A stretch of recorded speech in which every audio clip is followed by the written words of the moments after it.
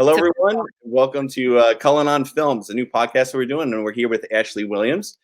Hello, Ashley. How are you doing? hi. I hear your jersey there with Ashley. Oh, yeah. Your jersey's showing. Well, you're from New York, so you have that New York. No, listen, I was born in Yonkers, so I'm seeing myself in you, and I like it. I go to I saw that like Westchester area, and I'm like I go to Scarsdale all the time and White Plains, so I'm Yeah, up there. So it's like all my cousins and things from that area. But I came to Jersey, so I'm a Jersey boy. nice. Well, when we get started, we're doing this because everyone's home again, and it's something I thought of. I said, "Hey, let's do this," and we usually do Hang On to Your Shorts film festival podcast, and you have a film that got into the festival, and it's great. But why don't we? I'm gonna rewind a little bit and go from the beginning. So, wanted to ask you, like, what got you into the business and acting first? Because you started as an actor. Ooh, okay. How did This that start out? this is this might age me a bit, but I when I was like 11 years old or so, I started auditioning for commercials. Oh, Because as I said, I grew up just outside of New York City. So my mom would it was like my sister booked a National Dairy commercial when she was like 14 and made so much, it basically paid for like an entire year of college at the time. And hmm. my mom was like, you're all going to have to get in the car after school every day and audition for things. Like it's not negotiable. And we were like, okay. Did you go on the set or during that? Were you there? No, not for her National Dairy. It was literally like half a day she worked, you know? It Yeah, was like back in the day when commercials would sort of take care of you for life. that's cool. Um, and anyway, then I started working. I started working pretty early. I was doing commercials, I was doing print, blah, blah, blah. And then I was on a soap opera. And then I went to theater school and I did a bunch of theater when I first got out of school. And then I booked a TV show in LA and lived there for 13 years. Wow. And then I moved back to New York around when the Gaffigan show Yeah. started going. And my husband was starting a production company in New York. So we just sort of went there. Oh, And we've been in New York ever since until the global pandemic when we ran back to California oh, okay. away from New York. So yeah, that's why I was like saying, "Oh, I got confused" because I was thinking New York timing for some reason. Right. Well, normally I am in New York. So yeah, but whatever. I've been out to LA, but I'm New Jersey, New York most of my life doing all this kind of stuff, and there's so much work in New York. There really is. And you said you've done theater. Is that what you started at? Well, other than the commercials, did you do theater for a long time? Yeah, my first job was understudying a play Mhm. um, on the Upper West Side. It was a Neil LaBute play, and I understudied Rachel Weisz and Gretchen Mol, who were the two female leads in a play called The Shape of Things. And Paul Rudd and Fred Weller were the other stars. He's a So it Jersey was boy. really, All I right. had a really high-profile show, and I had just gotten back from Williamstown, where I was a non-equity member. So was I just spent 3 months doing theater there, and then came and this was the first job, and then it was like so it was Rachel Weisz's father had quadruple bypass surgery in the middle of the show, so she had to leave for a while. So I got to take over her role, which was really, her dad ended up being fine, but it did wonders for my career. Well, I've noticed too, like being like behind the scenes and directing in the last few years of my life, that I go and I see someone in a play, and then that I'm like, oh my god, I got to get that person into the film. So it's mostly seeing people on Broadway or in a play and think, wow, their performances were so good. So that's kind of how I looked at it. And Yeah, it's cool. I mean, it's sort of a different skill set, but ultimately is based all in the same stuff, you know. But I did do a Broadway show a couple of years ago, and that was like the penultimate. That was like the height of sort of esteem, and it was crazy just knowing that each person in the audience had paid like $200 to be there. I was the yeah, pressure, you know, it was crazy. we were just gonna for our school, we were just gonna go see Phantom for the first time Oh yeah, this month, and then all this happened. So right. we Oh, actually had someone from Phantom send us a video because of that. So that was great for this. oh good. But But I never even saw it. So I was like, oh my gosh, I can't wait to go. And then Oh. here we go, right? Well, they're doing all these Andrew Lloyd Webber shows. He's releasing one every Friday. Do you know about this? So they just did On Joseph on YouTube. YouTube? Oh, 48 hours. oh, Joseph and the Amazing Technicolor Dreamcoat was on YouTube for 48 hours, like the original Broadway. oh wow. And it was so fun. Both my husband and I were jumping around the living room like crazy people. And my two kids, who are like 2 and 5 years old, were just staring at us like, you guys are nuts. We are total theater nerds. We love it. We love it so much. I love going to theater. I heard PBS is also showing some free ones as well. You know what? I heard that too. Yeah. And Broadway.com or Broadway World is doing a bunch. So it's kind of cool. People want to throw us a bone, which is nice. I can't wait when this is over. I had a feeling, I was talking to people earlier too about when this is all over, I think the business is just gonna blow up again, like really, because in 2020 kind of started out, so many films were going on. We had so many films entered in our festival. Yeah. It seems like it just, stand still, stop. But I think people are writing and creating, and I think as soon as we get out of this, it's gonna blow up again. I think you're right. The word that I keep coming across is renaissance. Mhm. I think we're due for a new outlook on the world and on communication and storytelling and community. And I'm really interested. I mean, this is obviously a horrendous national tragedy, but also I'm really interested to see what the pivot is from here. It's going to be an interesting talk about a show Out there right now, is it settling down at all, or New Jersey's not doing so well right now? Yeah, Jersey and New York are not great. California is pretty good. I mean, Gavin Newsom he's doing a great job, I think. I mean, listen, it's, we're all, and ultimately, like in our homes, we're all going through the same stuff, which is, I don't know, but I have tiny children. And so that is so hard. And I'm so jealous of my friends who were like, oh, I'm just bored. I'm like, I'm exhausted, I, I'm by myself here and I'm losing my mind, but I have my sister, brother, I have nieces and nephews, and I can't even. The first couple of days this happened, I went and saw my 4-year-old nephew. He's running up to me to hug me. I'm like, get away, get away. He was like, what? Yeah, he's looking at me like, what are you talking about? And I'm like, and he had a cold, so I was like, get away from me. I'm like, no, that's terrible. That makes me scared. Yeah, and Do you ever gonna shake hands again, like as a people? No, I don't think so. Isn't that interesting? Because I've always been such a hugger and such a physical, my friends make fun of me because whenever somebody says something funny, I put my hand on their shoulder and sort of fall into them.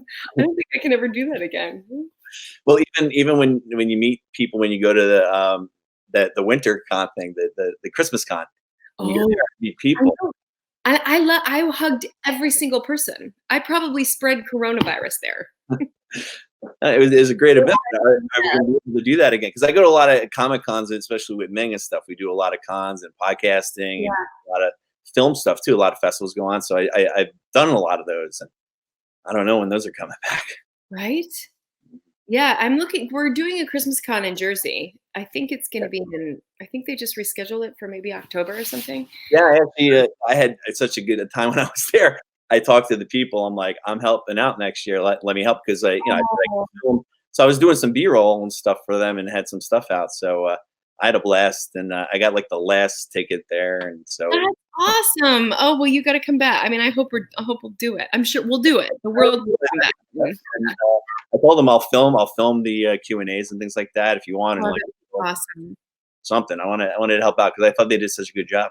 Yeah, it was. I had a great time. Yeah, I loved it. Yeah, so that was a lot of fun. So you went from all that. Now we're going to talk. I want to kind of move to behind the scenes. So you did all this acting. Well, you were in a ton of shows, by the way. I know. A lot of TV shows. It was pretty funny. I was looking at your list and I saw you did The Good Wife. Yeah. So you were on that. I was like, oh man, that's our Kevin Bacon connection, because I was also on The Good Wife.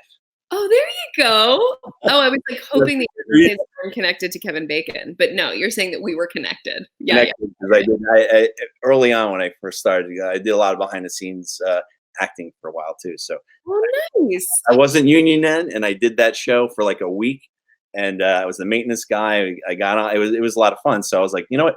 Because I was a teacher, I did it in the summer, and then I ended up getting the SAG card anyway. So That's amazing. That's so cool. that's when the show first started. So I don't know. And then I actually was on the last season too. I went back and I did a little. No way. No, it was As the maintenance guy, or were you somebody else? I was somebody else. I was just like Wow. That's little cool. feature stuff. So I learned a lot doing that in the Did summer. Mark Sachs cast you? Huh? Did Mark Sachs cast you? No, it was just the featured extra. I see. Oh my I forget who did it. Who was doing that? Grant Wilfie, I think, was doing it. got it. Well, Got it it. was just a random thing because I would do it in the summer for just extra things, and Yeah. I actually did it because I wanted to go behind the scenes and learn behind the scenes work. Yeah. I would be an extra, and next thing you know, I'm talking to directors. I'm behind there, and I made my way through. Got the SAG card. I'm always doing this stuff, but even though I did some of that little acting stuff, I wanted to learn how to direct and that's how I did it. So Nice. off on my own, I did it, and I met so many people that way. But Yeah. that was it. That's how I ended up. I didn't go to film school, but I was in the business for a long time. Yeah. Yeah. That's awesome. So met a lot of people that way, and I still know them to this day. So it was Oh, I love that. That's so cool. just a fun little story. But so you yourself, you went from acting into behind the camera and writing and directing, because we just for hang on to your shorts. We have your film meets. Yeah. So you've done that before, though, right? That wasn't your first one. Yeah, well, that was my directorial debut. Yeah, it was Meets. The only other thing I did behind the camera was I produced a Hallmark movie a couple of years ago. Yeah, yeah. And that was really fun and actually, honestly, really helped me. I most recently I prepped and had started directing a Lifetime movie. Up until 3 weeks ago, we got our force majeure on March 16th Oh. due to the pandemic. But producing that Hallmark movie really helped me because it was a 15-day shoot and really super low budget. And really, yeah, and just really all about sort of finding a heartfelt connection, which is sort of what that's the Hallmark game, is finding the emotional connection, which is a game I like to play. So that was a movie that I conceived and sold and hired the writers and then produced and then starred in. And that was sort of my first thing. And then and the whole time I was there, I kept thinking, like, I think I could do this directing thing. Like, I think I understand what's going on here, you know? And it was the first time I really started to think that. And then I started shadowing. And then I was on a TV show like a little over a year ago, and I got fired. I was an actress, and I got fired. Really? Yeah. Oh, it happens to the best of us. But I got replaced by this girl that I just love. She's just the best, and I've known her for 20 years. And I was so hurt. It was just terrible. But I have a good friend who at the time worked at Netflix, and she texted me because there was an announcement on Deadline and like letting everybody know that I had been fired and that this girl was replacing me, and it was very public, and it was on a Friday afternoon, which means it's going to be up on the front of Deadline for the entire week. And it was just like it was so embarrassing. Anyway, so she texted me and she said vodka or tequila, and I was like, tequila, and she's like, great, I'll be at your house after work. And I was like, okay. So, and this is not a girl that I'd like hung out with very much. She was she felt a little fancy to me, you know. She always been so nice to me, but like we never like sat down together and hung out. And I kind of felt like she's kind of fancy, like she worked at Netflix, you know. Yeah. Anyway, so she shows up and she makes me a margarita, and she sat me down on the couch and she was like, what are you doing? Like, why are you not directing? I know you, she said, you've got this reputation for being somebody that everybody loves. You've worked, you know, you've done over 250 episodes of television. Everybody enjoys spending time with you. Like, why are you not doing this? And I said, well, I just feel like, you know, there's plenty of directors out there. And she said, no, there aren't plenty of of female No, directors.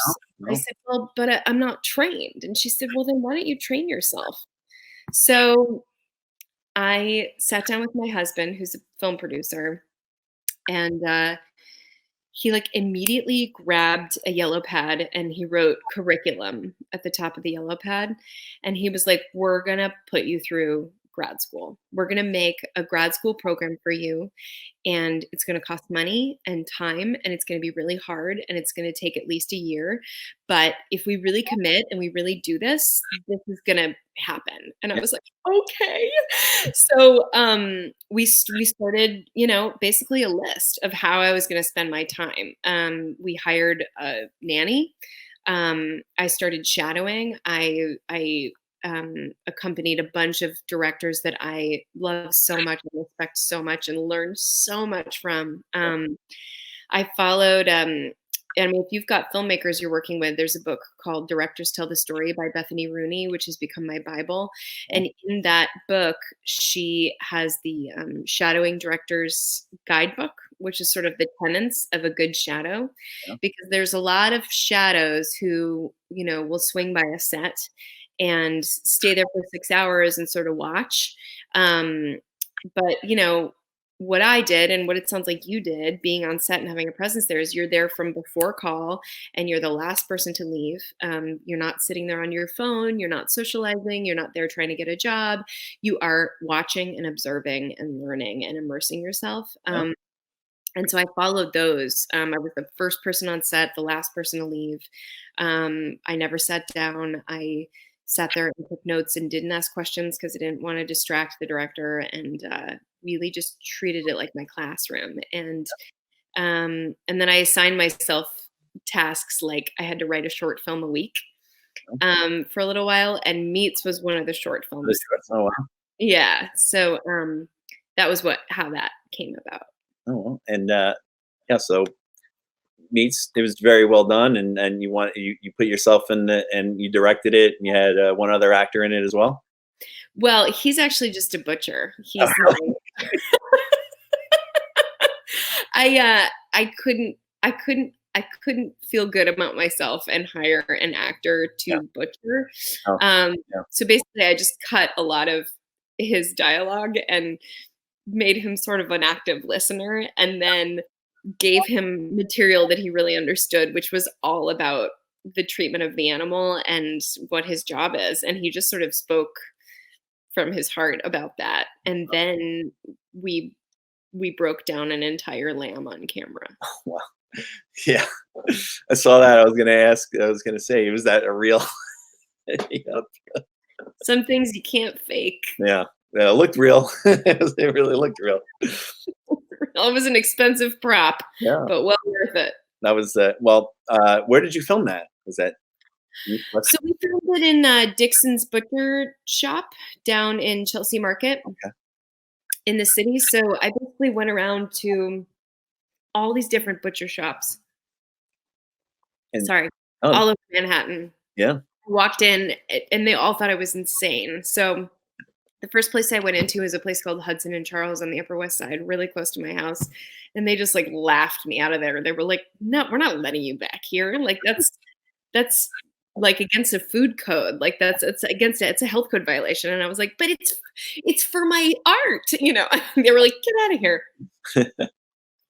So I went to a bunch of different places, and then eventually they were like, Dixon's Butcher Shop, they like to be on camera, was what someone told me. And I was like, those are my people. So I just walked in there one day, and literally within 15 minutes of pitching it to Jake Dixon, who runs the place, who's such a good guy, he offered me an internship at the butcher shop so that I could learn Fun? how everything worked around here. So I started interning there. And I learned a lot about butchering animals, many things I wish I didn't know. Yeah. Wow. Yeah. And then, so you had written that beforehand, and then you went and saw all that. Did you change the script when you were there at all? Yeah, I overwrote ahead of time and overshot a bit. Yeah.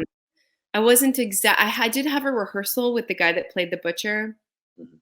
but I really wasn't sure what was going to happen, and he was really nervous. And I would too. I would, it ended up being perfect. yeah, His yeah, nervousness, you know. worked out. Yeah, and so a lot of it sort of came together in editing. I didn't really understand. The first time I saw it in front of an audience was at Sundance, and Yeah. it brought the house down, like just hysterical laughter throughout, and I had not occurred to me that it was funny really until then, because it always was just so tragic to me and honest and sad, and so in hindsight it became comedic, but at the time I didn't I didn't think it was. No, I could see some parts of it being funny, but I thought it was pretty serious. Yeah, right? I know, but in a crowd, it was just like rolling laughter. It was so weird. So how was Sundance this year? I know a lot of oddly enough, I knew a lot of people that went out this year. That was like It was awesome. It was awesome. We've gone every year, because my husband, as I said, is a film producer, and he's had a bunch of movies there. And we also go, it's like sort of like how do I say it? It's like a work retreat for these other group I work with sometimes. So we go and watch movies and go skiing and sort of talk about what we're doing. Anyway, sorry. Anyway, so we go every year, yeah, see movies, and I just I love it. But I'd never gone as a filmmaker before. yeah. I felt so special. And important. Look, I'm wearing my little sweatshirt Oh, you got the Sundance. Yes. here. This is The other side. I know it's backwards, like a reverse mirror. Yeah, I went and bought like all the t-shirts, all the pens. I was like, this is never gonna happen again. I'm so proud. You Yeah, must have been a great moment seeing your film that you directed up on the big screen there in Sundance. Must great moment. yeah, I wrote, directed, starred in it, produced it. I did everything. And the fact that it was, when it was, the reason I really did it is because I wanted to get into Ryan Murphy's Half Initiative program. Yeah. And and I was like, what would Ryan Murphy like? Oh, he'd be into like me sawing up a dead animal. That was a great idea. And then I noticed you said, well, it was you had written on it that you are not part of PETA and you do eat meat. So Yeah, I am a meat eater. yeah. Um, but I've always had, Now we're making that, you're like, oh, I got to stop a little bit, or well, yeah, I mean, I'm never gonna eat lamb again. yeah, Just because we also took home the entire carcass to eat, and it took up our entire freezer. And we did cook a lot of it. We made, rack of lamb. We did as much as we could, and then I was just like, I can't. that's a So lot. we gave it away. It was just like because I did eat it raw on camera, That and you were actually eating it. I saw the scenes. I was going to ask you, do you actually eat that like that? yeah. I wasn't sure. I'm like, nah, she's not eating It was disgusting. So like I've always eaten, like I've gone through so many phases in my life. I've been vegan, I've been vegetarian, I've, done like Atkins diet where all I ate was meat. Like I've done it all.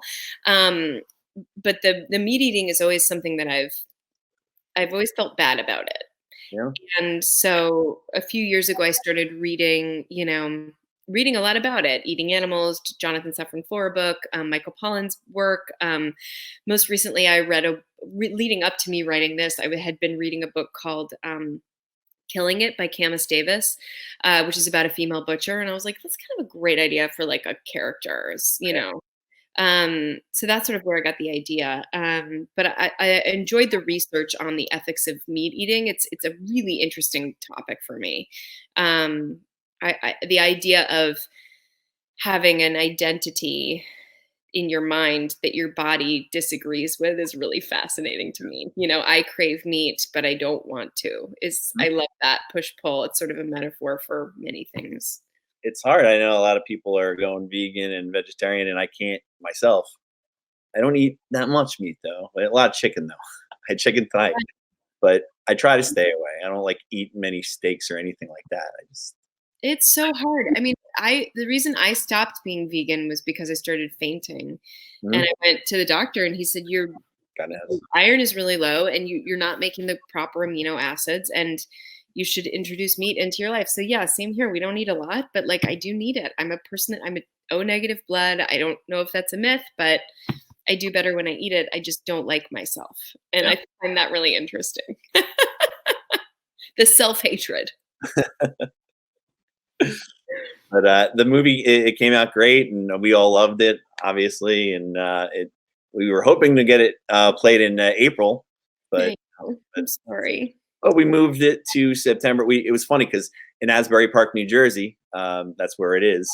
It's really hard to book places because it fills up so quick around here. Right. The only weekend we were able to get was September 12th and 13th, but we thought it was enough time, hopefully, enough time for everyone to be able to go.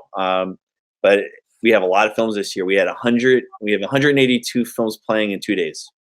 So it's a lot. That's overwhelming. Yeah, we have, Crazy. it goes nonstop all day. It's a lot of fun though. I mean, Asbury Park is ridiculous. So every festival that is here, it's so much fun, and so No many. wonder it's called Hang On to Your Shorts. You're just like, ah. Yeah, it's funny. We had to change the name after year. It was the first year we did it. It was called Jersey Shore Shorts, and someone said, "Oh, we sort of have the name, so you can't use it." So we couldn't think of anything, and I was like, "Oh, we got to hang on to this. We got to hang on to our shorts here." And they're like, "That's it. That's the name." And it stuck, and it's 7 years now. So Wow. That's crazy. That's very cool. and it's funny the people that come out here, and it's such a Jersey fest too, because I had people come and say it was so cool. I'm sitting down, and they weren't even like had films in it, but I looked to my right, there's a guy from Sopranos. I looked to my left, there's a guy from Clerks, and I'm like, yeah, it's typical. You're like, you could be at a diner and that could be the case. It's Asbury Park. You never know who's going to be down there, and they randomly are just there. That is so funny. And it happens quite a bit. They're like, oh yeah, we came down just to hang out. Okay.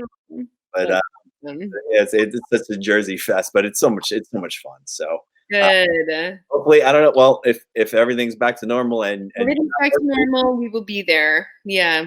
and if not, we could always do a video of you. Totally. Yeah, I'm in. You know how to find me. Yeah. So we had even last year we like to sometimes surprise.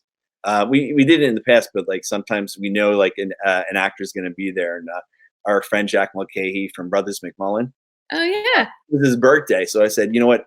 We wanted to honor him with like a New Jersey honorary award, but we didn't want to tell him, so because we knew he was coming anyway. So I got the younger brother from Brothers McMullen to do a video. No way. Had no idea. It's the guy's birthday. He had no idea he was winning an award. And I'm like, oh, I got something real quick, and I turn on the big screen, and there's the younger brother who's in the Geico commercials, all those Geico commercials. Right. So he's like, "Oh, Jack, how are you? You got this award, and happy birthday!" And he was just like, "Oh my god, it was a great moment." So cool. I'd like to do more things like that. Good job. That's awesome. A lot of people are like, "Oh my god, that's so funny!" You're like, "Yeah, whatever." We try to do some different things, so yeah, our shows are a little nuts. That's so cool. But so how's the film doing otherwise? You put it in other festivals as playing? Yeah, I mean, it's a weird year for festivals, but yeah, I think we're waiting to hear from like 30 right now, because I guess it's like you get into Sundance and then everybody's giving us these waivers. Yes. Which I really appreciate. So I think we're waiting to hear from like 30, and so far we're in 10 or something. Wow. Yeah. A lot of them being pushed back or canceled or online now, or a lot of them are online. Like we just heard from Brooklyn Film Festival. We just got in there, and they're going to do all their stuff online. They're selling tickets. Such a shame. It'd be so great to go to Brooklyn and go see the festival there. It's just I know. It's so sad. But yeah, I wrote another short called Stud Boob. And I think that's the one that just got into Brooklyn Film Festival. So that's all done and it's out there? What? That's all finished? You had that done and it's submitted? Stud Boob, yeah. So we're going out right now with Meats and Stud Boob. So both of them, I'm having trouble keeping track of which ones are where. Yeah, so it's good. It's exciting. Stud Boob is another one that I wrote when I had assigned myself my shorts assignment. Do you enjoy I've been in the indie stuff most of my life. I know you've done a lot of indie films, but do you enjoy this independent writing, directing shorts, and out there in these festivals? Do you enjoy doing that? I mean, yeah, it's still a little early for me. Like I haven't been to many festivals yet. But in terms of shooting, um, it's like all I ever want is like somebody's buddy who's got a camera. My husband's the first AD. I'm acting, directing, and holding my own microphone, and we edit it for as long as we possibly can. And, it was like my kids' babysitters were all of our PAs, and everybody worked for pizza. There were like 5 of us in the room. It was just it's all I want. But it's cool because I think it's important to spend time with people calling you the director, Yeah. like just in terms of hours, and having just come off the set of this Lifetime movie I was directing, it was really helpful to have worn that title because it doesn't freak you out as much once you get used to it, and I think have become a lot more sure of myself because of the shorts. Are you well, when this is all over, you're going to go back to filming that other film? Yeah, I mean, yeah, because of force majeure, it's actually cool because insurance covers all of this. So, it's the day Canada is or Vancouver is able to shoot, we will do 3 days of prep and then go right back in. Oh, wow. So it's nice to know I have a job waiting for me. I feel really, really fortunate. Yeah. Um, I know that's pretty rare right now. Yeah, definitely is. People don't know what they're going to be going back to, but I heard there's a lot of auditions online. A lot of producers and people are auditioning people I'm doing. like, can we all just freaking not right now, you guys? Like, Have you done any? Have you done any online like this at all? yeah, I just did one. Like, I've had to put a movie on for my kids and like record an audition in my sister's bedroom. I was like, this is so stupid. Um, so yeah, I'm trying, but it's like it's so hard. The kids are. I mean, it's how am I supposed to do anything Yeah. besides keep them alive? It's a big task, Well, Both of them Trolls comes out tomorrow. You can watch Trolls. Oh, there you go. Yeah, today they watched Onward. It's just a Oh, yeah. running video screen. Yeah. But I'm writing a pilot and I'm working on a couple of really cool projects that I really like in the meantime. And my husband and I have negotiated. I get 3 hours a day all to myself. So I'm writing during that time, Yeah. and Oh, great. you know, Yeah, absolutely. So right. yeah, keep them coming, and can't wait to see more work from you in the future. That'd be great. Thank you. Yeah, I appreciate it. And all your students and everybody can follow me on Instagram. I actually haven't been very active on there for the last couple of weeks because I've been so slammed. But Yeah. normally I post every day, and it's Ashley Williams and Company. So I have fun on there. It's Yeah. very, very self-deprecating. I make a lot of fun of myself. Do you have any advice for them that you would say getting into acting or film directing, writing? What's the best advice you could give to, say, they're all out here, the high school kids, grades 9 through 12, they all want to get into this? What would you say? Yeah, I would say I think it's really easy to try to figure out I think it's really easy to end up focusing on the logistics of like, how am I going to get an agent? How am I going to get discovered? How am I going to get my work seen? What's more important is that the work is good. And you guys are young still. So, what I would advise, I hate giving advice, but since you asked, what I would advise is work and live your days as if you already are successful. So have the work ethic, have the commitment, get your body shape and in strong, get your chops up. You got to get up. This is something my husband says to me all the time. You got to get up. You got to get up on stage. You got to get up on your open mic nights. You got to get up because the day suddenly there is an opportunity and you will, and it will come out of nowhere. You need to be ready. And that's what's way more important than spending your teenage years trying to figure out how to get heard. What's more important is to do the work of it. And I swear the rest of it will fall into place. I swear. Is there anything else you wanted to promote or put out there? Ming was putting all your stuff on there. If you say the comments there, all your information that you were saying. Oh, that's so nice. Anything else I want to get out there? Um, I think the more we can empower our women right now, the stronger we're going to be as a community for the arts in the way of writing and directing. I think it's really easy because girls are so intuitive and so smart and can kind of get a sense of every room. It's very it's very wise to sit back and watch and help leaders.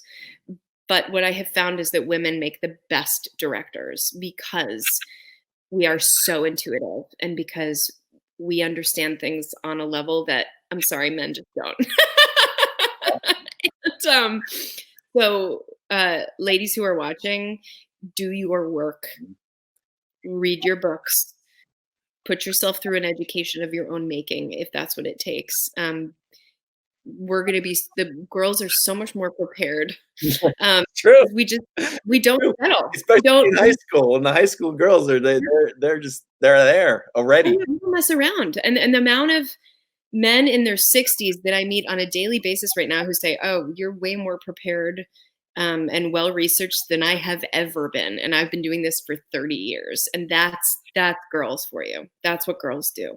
We have a great set. I don't think I didn't put it out there the sets yet, but I put a great set together that your film's in. It's all women empowerment, and Oh, cool. the films are unbelievable. And they're either directed by a woman or a woman starring in it, just as an actress and just blowing it away. So you're one of them.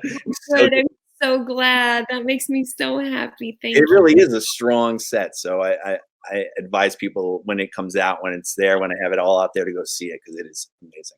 And most That's of those people are going to be nominated and probably win awards. So that's so cool. I love that. yeah, Thank you. yeah, no problem. I appreciate it. Well, thanks for coming. Oh, and then yeah, thanks for coming. And also, good morning, Miami. It's where I saw you first. No. That's That was so long ago, dude. yeah. I remember watching that show. I watched all the episodes, then it got canceled. And I remember after the first season, like half the cast was gone. I was like, what's going on? And Totally. I was like, what's going on? Like, what is happening here? Are we okay? It was a great show. yeah, I enjoyed it. And there was like one other friend of mine that's out there probably watching right now. And he's like, and a while back, and we were talking about it. I was like, yeah, Good Morning Miami. He's like, I love that show too. I'm like, yeah, we're the two people that like the only two people I know. It was like you guys and my dad. It's so good though, but that's where I got to see you first and Yeah. go from there. So that was So nice. Thanks. just wanted to add that in.